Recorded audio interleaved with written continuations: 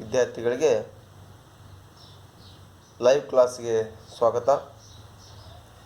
International ಎಕನಾಮಿಕ್ಸ್ನಲ್ಲಿ ನಾವು ಈಗಾಗಲೇ ಇಂಟ್ರೊಡಕ್ಷನನ್ನು ನೋಡಾಗಿದೆ. ಅದ್ರ ಜೊತೆಗೆ international economics or international trade ಮೀನಿಂಗನ್ನು ಕೂಡ ನೋಡಿದ್ದೀವಿ. ಈಗ ನಾವು ನೋಡೋಣ ಸ್ಕೋಪ್ ಆಫ್ ಇಂಟರ್ನ್ಯಾಷನಲ್ ಎಕನಾಮಿಕ್ಸ್.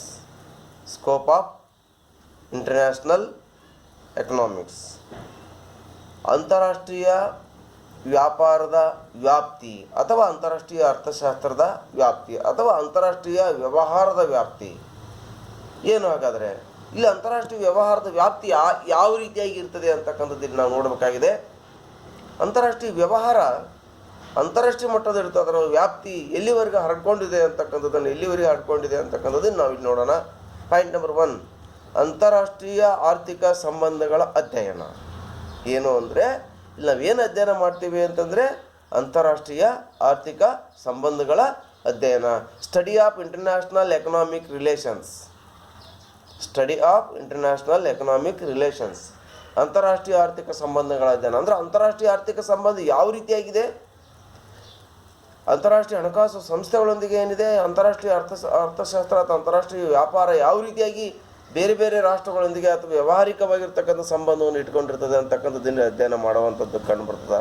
ಇದು ಪ್ರಮುಖವಾಗಿರ್ತಕ್ಕಂಥ ವಿಷಯ, ಅಂತಾರಾಷ್ಟ್ರೀಯ ಆರ್ಥಿಕ ಸಂಬಂಧದ ಅಧ್ಯಯನ. ಇಲ್ಲಿ ಸರಕು ಸೇವೆಗಳ ಅಂತಾರಾಷ್ಟ್ರೀಯ ವಿನಿಮಯ ಅದರ ವ್ಯಾಪ್ತಿಗೆ ಬರುವಂಥದ್ದಾಗಿರುತ್ತೆ. ಪಾಯಿಂಟ್ ನಂಬರ್ 2, ಅಂತಾರಾಷ್ಟ್ರೀಯ ವ್ಯಾಪಾರದ ಉಗಮ ಮತ್ತು ಸಿದ್ಧಾಂತಗಳು. ಅಂತಾರಾಷ್ಟ್ರೀಯ ವ್ಯಾಪಾರದ ಉಗಮ ಮತ್ತು ಸಿದ್ಧಾಂತಗಳು ಏನು? Genesis and theories of international trade. Genesis and theories of international trade. ಇಲ್ಲಿ ಅಂತಾರಾಷ್ಟ್ರೀಯ ವ್ಯಾಪಾರದ ಉಗಮ ಮತ್ತು ಸಿದ್ಧಾಂತಗಳು ಅಂದರೆ ಅಂತಾರಾಷ್ಟ್ರೀಯ ವ್ಯಾಪಾರ ಹೇಗೆ ಉಗಮವಾಯಿತು, ಅಂತಾರಾಷ್ಟ್ರೀಯ ವ್ಯಾಪಾರದ ಕುರಿತಾಗಿ ಇರ್ತಕ್ಕಂಥ ಸಿದ್ಧಾಂತಗಳೇನು, ಅಂದರೆ ಅಂತಾರಾಷ್ಟ್ರೀಯ ವ್ಯಾಪಾರವನ್ನು ಮಾಡಬೇಕಂದ್ರೆ ಯಾವ ರೀತಿಯಾಗಿ ಅಂತಾರಾಷ್ಟ್ರೀಯ ವ್ಯಾಪಾರವನ್ನು ಮಾಡಿದರೆ ಸಕ್ಸಸ್ ಆಗ್ತದೆ, ಲಾಭವಾಗ್ತದೆ ಅನ್ನುವಂಥದ್ದು ಸಿದ್ಧಾಂತಗಳಿರ್ತವೆ. ಅವನ್ನು ಕೂಡ ಅಧ್ಯಯನ ಮಾಡುವಂಥದ್ದು ಇಲ್ಲಿ ಕಂಡು ಬರುತ್ತೆ. ನೆಕ್ಸ್ಟ್ ಪಾಯಿಂಟ್ ನಂಬರ್ 3, ಉತ್ಪಾದನಾಂಗಗಳ ಚಲನೆಯ ಅಭ್ಯಾಸ. ಉತ್ಪಾದನಾಂಗಗಳ ಚಲನೆಯ ಅಭ್ಯಾಸ. Study of moment of factors of production. ಇಲ್ಲಿ ಉತ್ಪಾದನಾಂಗಗಳ ಚಲನೆಯ ಅಭ್ಯಾಸ. ಇಲ್ಲಿ ಶ್ರಮ ಮತ್ತು ಬಂಡವಾಳದ ಚಲನೆಯ ಅಭ್ಯಾಸ, ಅಂತಾರಾಷ್ಟ್ರೀಯ ಚಲನೆಯ ಪಾತ್ರ, ವಿವಿಧ ರಾಷ್ಟ್ರಗಳಿಂದ ಒಂದೇ ಬಂದಂಥ ಶ್ರಮ ಮತ್ತು ಬಂಡವಾಳ ಸಮಯಕ್ಕೆ ಅನುಸಾರವಾಗಿ ವಿವಿಧ ರಾಷ್ಟ್ರಗಳೊಂದಿಗೆ ಸಂಬಂಧವನ್ನು ಹೇಗಿರ್ಕೊಂಡಿರ್ತದೆ ಅಂದರೆ ಬಂಡವಾಳ, ಸಂಘಟನೆ ಮತ್ತು ಕಾರ್ಮಿಕರು ಯಾವ ರೀತಿಯಾಗಿ ಚಲನೆ ಆಗ್ತದೆ ಅಂತಕ್ಕಂಥದ್ದು ಅಂತಾರಾಷ್ಟ್ರೀಯ ಮಟ್ಟದಲ್ಲಿ ಅಧ್ಯಯನ ಮಾಡುವಂಥದ್ದು ಕಂಡು ಬರ್ತದೆ. ನೆಕ್ಸ್ಟ್ ಪಾಯಿಂಟ್ ನಂಬರ್ 4, ಅಂತಾರಾಷ್ಟ್ರೀಯ ಹಣಕಾಸಿನ ಸಂಬಂಧಗಳು. ಅಂತಾರಾಷ್ಟ್ರೀಯ ಹಣಕಾಸಿನ ಸಂಬಂಧಗಳು. International financial relations. International financial relations, ಅಂತಾರಾಷ್ಟ್ರೀಯ ಹಣಕಾಸಿನ ಸಂಬಂಧಗಳು ಅಂತಾರಾಷ್ಟ್ರೀಯ ಹಣಕಾಸು ಸಂಸ್ಥೆಗಳೊಂದಿಗೆ ಬೇರೆ ಬೇರೆ ರಾಷ್ಟ್ರಗಳೊಂದಿಗೆ ಯಾವ ರೀತಿಯಾಗಿ ಒಂದು ರಾಷ್ಟ್ರ ಸಂಬಂಧವನ್ನು ಇಟ್ಕೊಂಡಿರ್ತದೆ. ಉದಾಹರಣೆಗೆ Bharat, America, France, Japan, England ಅಂತಕ್ಕಂಥದ್ದು. ಹಾಗೆಯೇ IMF ವರ್ಲ್ಡ್ ಬ್ಯಾಂಕ್ನೊಂದಿಗೆ ಹೇಗೆ ಸಂಬಂಧ ಇಟ್ಕೊಂಡಿದೆ ಅಂತಕ್ಕಂಥದ್ದು ಇಲ್ಲಿ ಅಧ್ಯಯನ ಮಾಡುವಂಥದ್ದು ಕಂಡುಬರ್ತದೆ. ಏನೋ ಇಂಟರ್ನ್ಯಾಷನಲ್ ಫೈನಾನ್ಷಿಯಲ್ ರಿಲೇಷನ್ಸ್, ಅಂತಾರಾಷ್ಟ್ರೀಯ ಹಣಕಾಸು ಸಂಬಂಧ. IMF ವರ್ಲ್ಡ್ ಬ್ಯಾಂಕ್ ಮುಂತಾದ ಹಣಕಾಸಿನ ಸಂಸ್ಥೆಗಳು ಹಾಗೂ ಮೇಲಿನ ಅಂಶಗಳ ಸಂಬಂಧ ಇಲ್ಲಿ ಅಂತಾರಾಷ್ಟ್ರೀಯ ಮಟ್ಟಕ್ಕೆ ಸಂಬಂಧ ಅನ್ನುವಂಥದ್ದು ಇಲ್ಲಿ ಇರುತ್ತೆ. ನೆಕ್ಸ್ಟ್ ನೋಡಿ, ಒಂದು ದೇಶ ಇತರ ದೇಶಗಳಿಂದ ಹಣವನ್ನು ಪಾವತಿಸುವಂಥ ವಿಧಾನಗಳು, ಸಂದಾಯ ಮಾಡ್ತಕ್ಕಂಥ ಕ್ರಮಗಳು, ಸಂದಾಯ ಸಿಲ್ಕು ಸರಿಪಡಿಸುವಂಥ ಸಂದಾಯ ಬಾಕಿಯನ್ನು ಸರಿಪಡಿಸುವಂಥ ಕ್ರಮಗಳು ಇನ್ನೂ ಮೊದಲಾದವುಗಳ ಕುರಿತಾಗಿ ಇಲ್ಲಿ ಅಧ್ಯಯನ ಮಾಡುವಂಥದ್ದು ಕಂಡು ಬರುತ್ತೆ. ಪಾಯಿಂಟ್ ನಂಬರ್ 5, ವಿದೇಶಿ ವಿನಿಮಯ, ಫಾರೆನ್ ಎಕ್ಸ್ಚೇಂಜ್.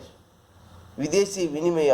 ಇಲ್ಲಿ ವಿದೇಶಿ ವಿನಿಮಯದ ಗಳಿಕೆ, ವಿನಿಮಯ ದರದ ನಿರ್ಧಾರ, ಮಾರುಕಟ್ಟೆಯ ಸಂಬಂಧ, ಈ ವಿಷಯಗಳ ಅಧ್ಯಯನ ಮಾಡುವಂಥದ್ದು ಅಂದರೆ ವಿದೇಶಿ ವಿನಿಮಯ, ಫಾರೆನ್ ಎಕ್ಸ್ಚೇಂಜ್ ಅಂತಕ್ಕಂಥದ್ದು ಏನಿದೆಲ್ಲ ಇಲ್ಲಿ ಸ್ಟಡಿ ಮಾಡುವಂಥದ್ದು ಈ ಅಧ್ಯಯನದಲ್ಲಿ. ಇದರ ವ್ಯಾಪ್ತಿ ಒಳಗೆ ಏನು ಬರ್ತದೆ ಅಂತಂದರೆ ವಿದೇಶಿ ವಿನಿಮಯದ ಬಗ್ಗೆ ಅಧ್ಯಯನ ಮಾಡುವಂಥ ಕ್ರಿಯೆ ಕಂಡು ಬರುತ್ತೆ. ಪಾಯಿಂಟ್ ನಂಬರ್ 6, ವಾಣಿಜ್ಯ ನೀತಿ, ಕಮರ್ಷಿಯಲ್ ಪಾಲಿಸಿ. ಇಲ್ಲಿ ವಿದೇಶಿ ವ್ಯಾಪಾರಕ್ಕೆ ಸಂಬಂಧಪಟ್ಟಂಥ ವಾಣಿಜ್ಯ ನೀತಿ ಮತ್ತು ಅಂತಾರಾಷ್ಟ್ರೀಯ ಅರ್ಥಶಾಸ್ತ್ರದ ನೀತಿಯನ್ನು, ಅಂತಾರಾಷ್ಟ್ರೀಯ ಅರ್ಥಶಾಸ್ತ್ರ ಒಂದು ಆ ವಾಣಿಜ್ಯ ನೀತಿಯಲ್ಲಿ ಒಂದು ಅವಿಭಾಜ್ಯ ಅಂಗವಾಗಿರ್ತಕ್ಕಂಥದ್ದಾಗಿದೆ. ಅಂದರೆ ವಾಣಿಜ್ಯ ನೀತಿ ಅಂದರೆ ರಾಷ್ಟ್ರ ಮಟ್ಟದಲ್ಲಿ ವಾಣಿಜ್ಯ ನೀತಿ ಮತ್ತು ಅಂತಾರಾಷ್ಟ್ರೀಯ ಮಟ್ಟದಲ್ಲಿ ವಾಣಿಜ್ಯ ನೀತಿ ಅಂತಕ್ಕಂಥದ್ದು ಇರುತ್ತೆ. ಅಂತಾರಾಷ್ಟ್ರೀಯ ಮಟ್ಟದ ವಾಣಿಜ್ಯ ನೀತಿಯನ್ನು ಇಲ್ಲಿ ಅಧ್ಯಯನ ಮಾಡುವಂಥದ್ದು ಕಂಡು ಬರ್ತದೆ, ತಿಳ್ಕೊಳ್ತಕ್ಕಂಥದ್ದು ಕಂಡು ಬರ್ತದೆ. ಇಲ್ಲಿ ವಿದೇಶಿ ವ್ಯಾಪಾರಕ್ಕೆ ಸಂಬಂಧಪಟ್ಟಂಥದ್ದು. ನೆಕ್ಸ್ಟ್ ಪಾಯಿಂಟ್, ವಿದೇಶಿ ಬಂಡವಾಳಕ್ಕೆ ಸಂಬಂಧಿಸಿದ ಸಂಗತಿಗಳು. ವಿದೇಶಿ ಬಂಡವಾಳಕ್ಕೆ ಸಂಬಂಧಿಸಿದ ಸಂಗತಿಗಳು. Factors related to foreign capital. Factors related to foreign capital. ಇಲ್ಲಿ ವಿದೇಶಿ ಬಂಡವಾಳ ಹೂಡಿಕೆ, ಅದರ ಸಾಧನಗಳು, ಬಹುರಾಷ್ಟ್ರೀಯ ನಿಗಮಗಳ ರಚನೆ ಮೊದಲಾದ ಕುರಿತಾಗಿ ಅಧ್ಯಯನ ಮಾಡುವಂಥದ್ದು ಕಂಡುಬರುತ್ತೆ. ಅಂದರೆ ವಿದೇಶಿ ಬಂಡವಾಳಕ್ಕೆ ಸಂಬಂಧಿಸಿದ ಸಂಗತಿಗಳು.